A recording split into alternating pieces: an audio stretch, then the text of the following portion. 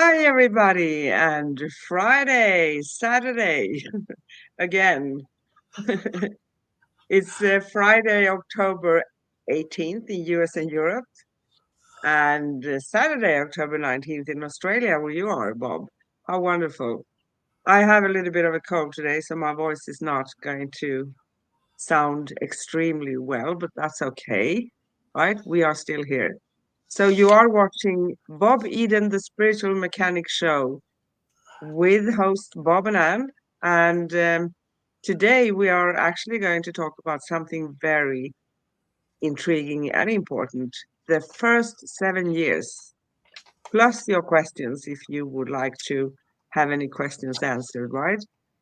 And I'm going to make it easy for myself today because my voice is not bearing me. So if you want to pick up, catch up with any of our past episodes, connect with us, read more about us, or you missed any show that you want to see the replay, you can find us at angelplaceonearth.com/cosmic guardians. So that was very fast today, right, Bob? How are Yeah. you?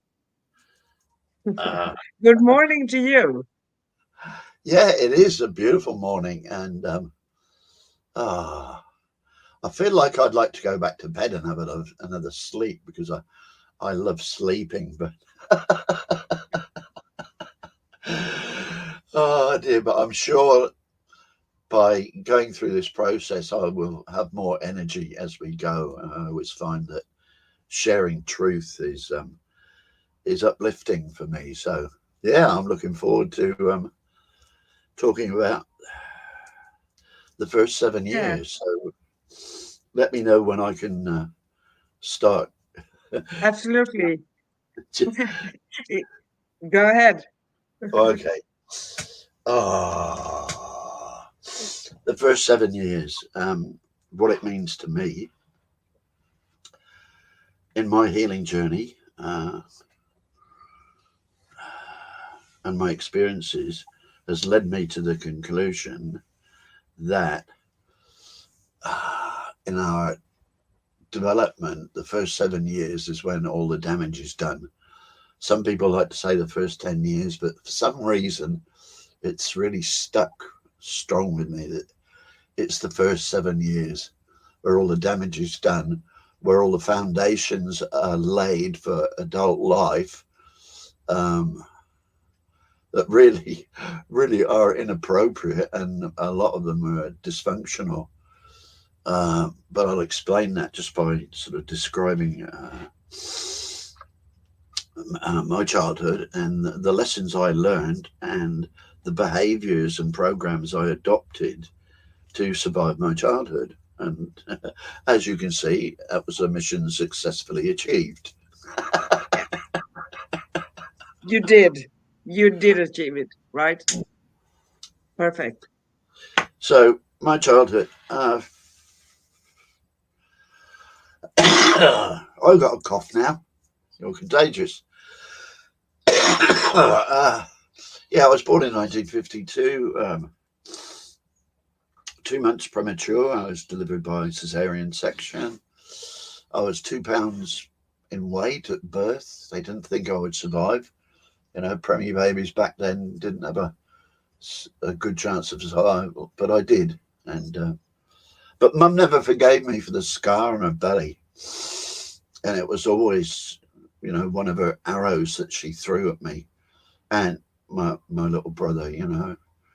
Um, and if such loving things like, if it wasn't for you, I could be out having fun, and look what you've done to my belly, and Mum was a volcano.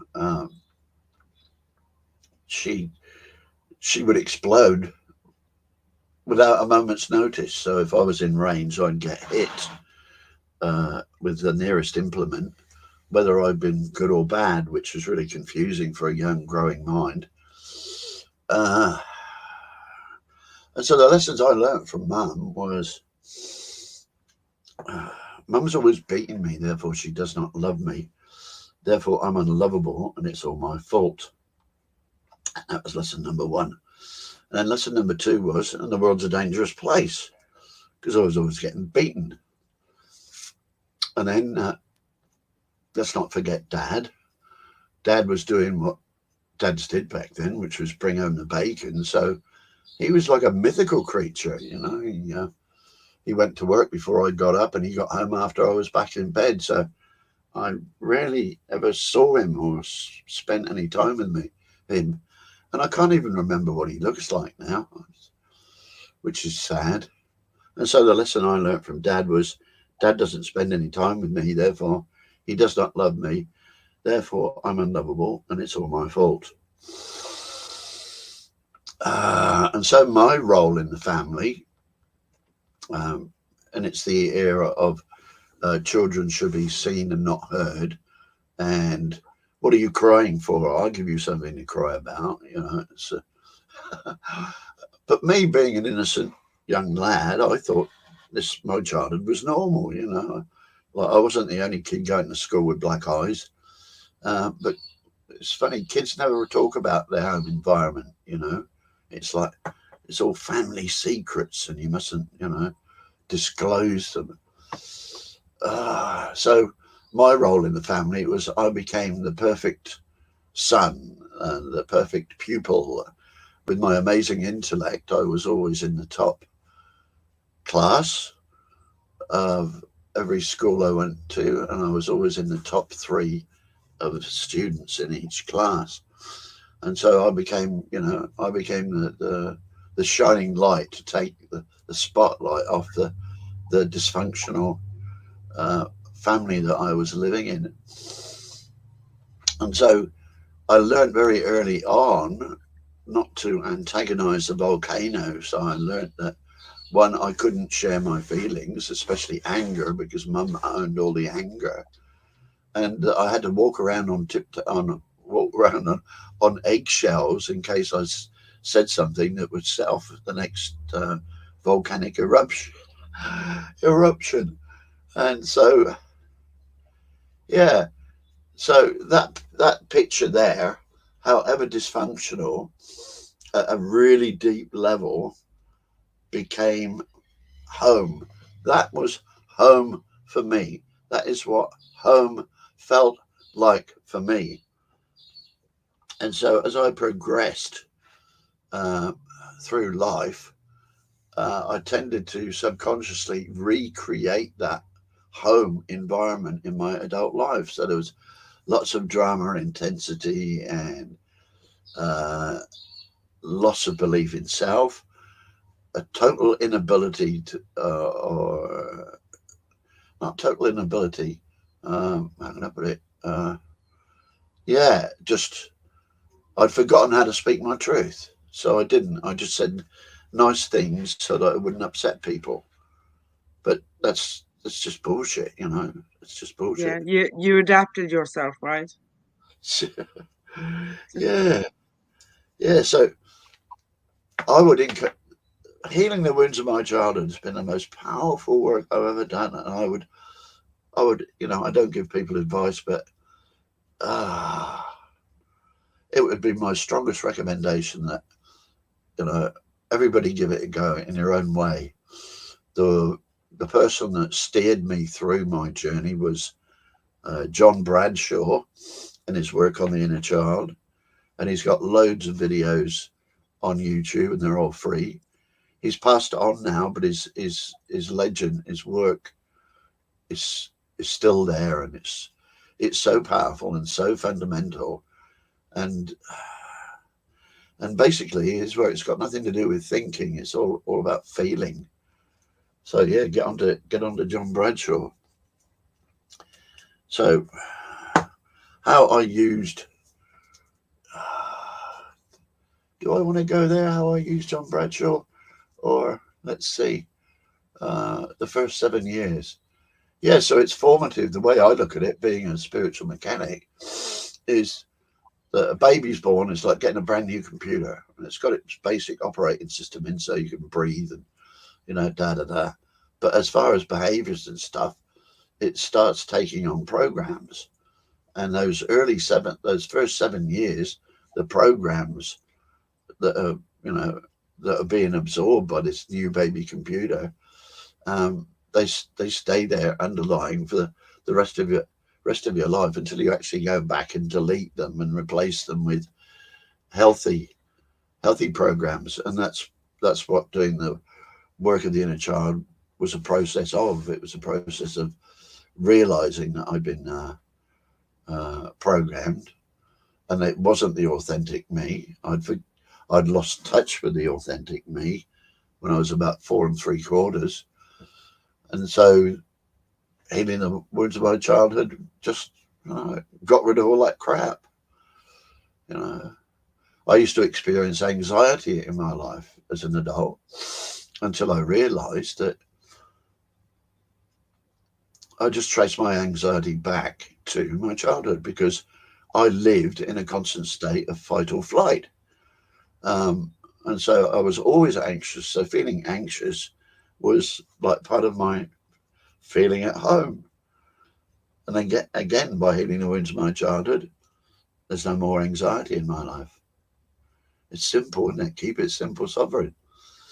Yes. So basically, what I did with John Bradshaw's work, I started antidepressants in '84.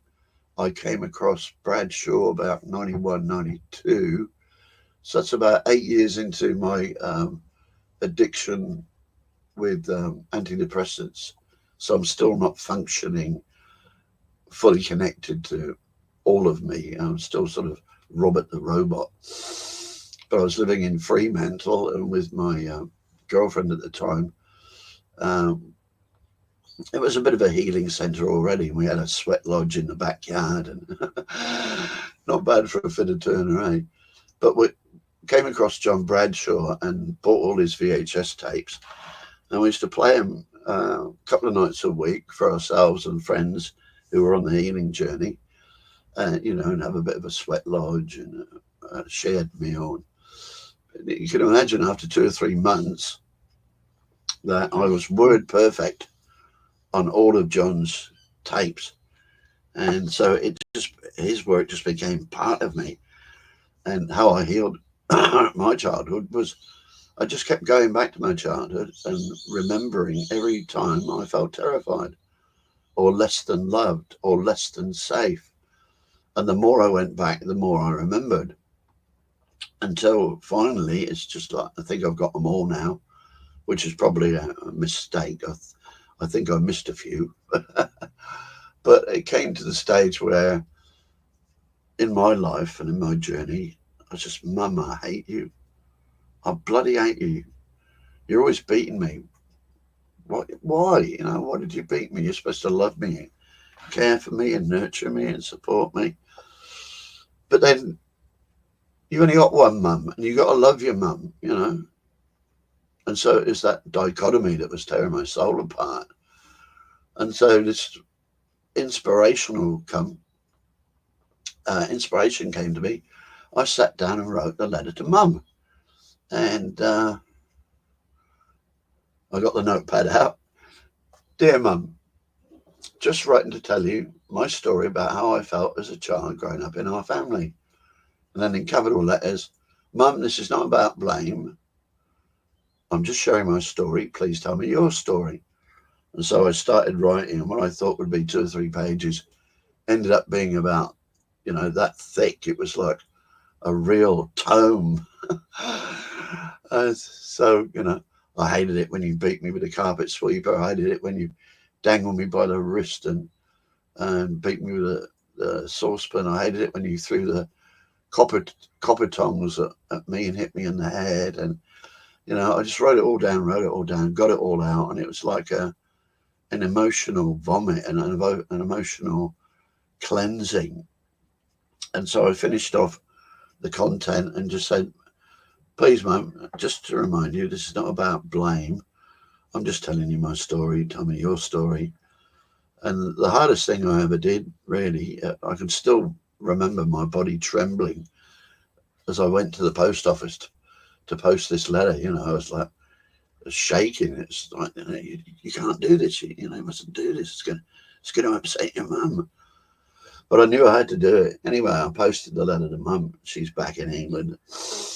And eventually I got a letter back from Mum saying, "Oh, Bobby, you must think I'm the best mother in the whole world, but I was only doing my very best." And I sort of wrote back, Mum, it's not about blame.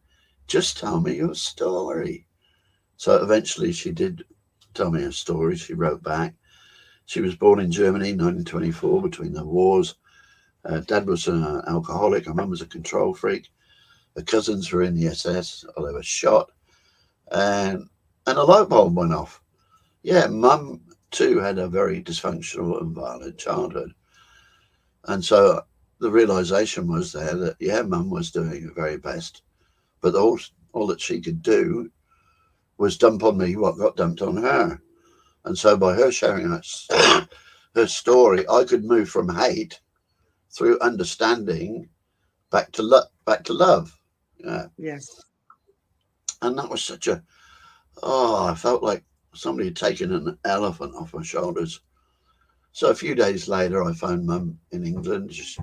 She's back in hospital with a second brand new bout of bowel cancer, 25 years apart.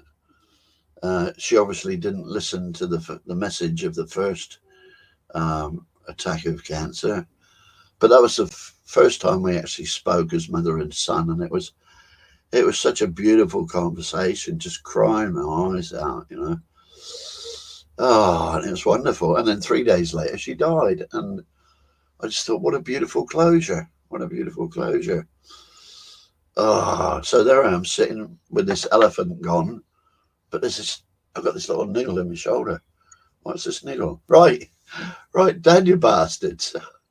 I got the notepad out and wrote a similar letter to Dad, and he'd already died, and I didn't know where he was, but somewhere in England. And so I just wrote, Dad, why didn't you spend any time with me? Why didn't you come to school sports days? Blah, blah, blah, blah, blah. And then put it in an envelope. Uh, and on the envelope, I wrote, to Dad in heaven, and then burnt it. And that's how I healed the wounds of my childhood. Yeah, it's been a magnificent journey. And I don't think, like everything, healing is a process, not a destination.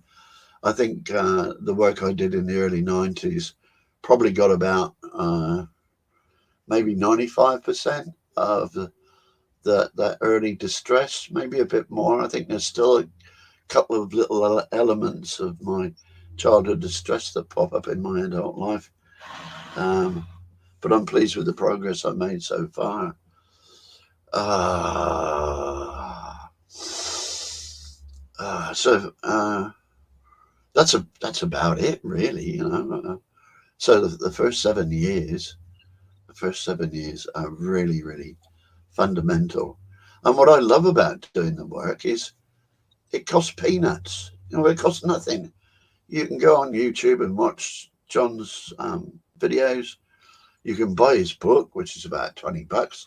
But what's that, you know, to transforming your life, reclaiming your authentic self? Yeah, yeah. So it might be a short show today. Maybe. I'm sorry I'm not speaking so That's much. all I'm right. having Right. a hard time behind the scenes here. I can share a little bit as much as I can without coughing, right? Yeah. I was actually very fortunate because I was brought to this world by very young parents. Um, and without sounding judgmental, I think that um, when you're bringing a life here, it's good to be a little bit mature, right? But they were too young, both of them. If one would have been maybe they could have helped each other. But anyway, but I grew up with my great grandmother and grandmother, and I think my great grandmother, she still stands for me as my mother. I had all my life a very difficult relationship to my real mother, right? And I fully hear you when you say, and sometimes, when we try to say something no matter how we approach it, that let's release the past. We tried our best. I have my story, you have yours, right? I never succeeded that part with my mom. to be honest. But at some level, you can still release it because there's no point in continuing something. I mean, continuing to feel bad for something. That's also another way of healing it, right? Mm. And a suggestion for people who can't really heal something with people they have in their surroundings. If you can't have a conversation, um, it's just going to be argumentation or whatever, or conflict or things of that nature. You can always write a letter and not posting it. You Yeah, can burn it as a ritual. That's another yeah, way of doing it. But yeah, my first 7 years, my goodness, I had such a wonderful childhood. Um, I felt really blessed. I didn't understand that when I was a kid, of course, but I was so loved. I had my parents who were a little bit immature. I don't blame them, but they were immature, right? And then they divorced when I was 3. But I think I was with my grandmother and great grandmother a whole lot of time, even before the age of 3. And my great grandmother died when I was 10. And she became, she broke her leg. So she had a stroke after that when I was 8 and something, 8.5 years old. So, my first years were really, I had a lot of grown-ups, but they had a lot of time for me. They talked to me. I couldn't bear, um, when I went to preschool for a year and I came back home and I said to my great grandmother, my goodness, they are so childish. I can't cope with this because I had learned different ways. And I appreciate that because it gave me that security. No one never ever hit me when I was a child. Of course, in my life after that, I've experienced some challenges, quite a lot of them, to be honest. But my foundation had been really great. See, I didn't cough. yeah, yeah. Yeah, and it's funny, for me, it's not about blame. Anybody that's sharing their personal life story is just sharing their own witnessed testimony, and that for them is absolute truth, and it's unassailable. You can't do a mythbuster on it because this person is just sharing what they've actually personally experienced, and that for me Yes, is one of the most powerful tools that each individual has in manifesting change in their life within and the world without. Just sharing just through sharing our personal life lived experiences, we help to heal each other. Like we're all cherry picking off each other, and we so it's do. amazing. Sometimes. Yeah, and the other thing I'd like to say is, um, as far as my soul contract goes, I chose my parents. God knows why, but if I hadn't chosen my parents and had that experience with them, I wouldn't be where I am today because it was you know, that dysfunctional early years and the pain that it produced in later life. It was the pain that gave me the drive and the motivation to go within and find my own solution. So yeah, yeah. And it's funny, a lot of people say, oh, I knew I couldn't change my past and I didn't want to because, like every step I've ever taken, however painful, has brought me here to contentment. But I just had this feeling that I could heal the past. For me, it felt like every wound that I received was like another lead brick being hung on my soul or, hung on my body. And, and so by releasing that in adult life, that was the spur for my panic attack in November 1984. All those wounds, all that lead weight that I was carrying, You know, it just got too much for me to keep pushing the wheelbarrow. So, and when it finally became too much, I was too much dead weight in my body, in my spirit, in my soul. That's when the panic attack happened. And now I understand what the panic attack was about. It was because I am unique. It was my body's unique way of trying to get my attention and say, Bob, wake up. Your programming is killing you. You need to find your authentic self. And so, yeah, and that's why I call my book The Gift of Depression, because it was a gift. If I hadn't, if I hadn't had that traumatic wake up slap from my body, I'd still be living life as Robert the robot and reacting to life rather than responding and creating my life. So yeah, it's big stuff. Hey, It is big stuff. yeah, yeah. Ah, well, really, I haven't got much more to say, and that's okay. I've been pondering on the next topic. What was it? Yes. I forgot it now. Oh no, I got it. Oh, I got it. The next topic will be. Come on, where is it? How I beat chronic depression. How to beat chronic depression. No, how I beat chronic depression. Okay. Because I can't tell anybody how to. All I can say is how I did, because everybody's unique.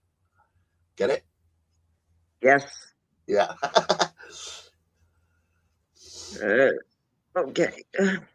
I'm sorry. That's I'm all sorry right. for the cough again. Just one moment. Uh, it wasn't the cough that carried him off. It was the coffin that they carried him off in. Where, where did that go? Oh dear. You're losing the plot, Bob. Yeah, I'm no, I'm really sorry. I can't even talk today. Okay. It's bad, Well, really bad. So, let's call it a wrap. yes. Okay. Thanks, darling. Thank you. Thank Don't you. forget to Thank find you, the everyone. outside. Yes. Thank you. Bye.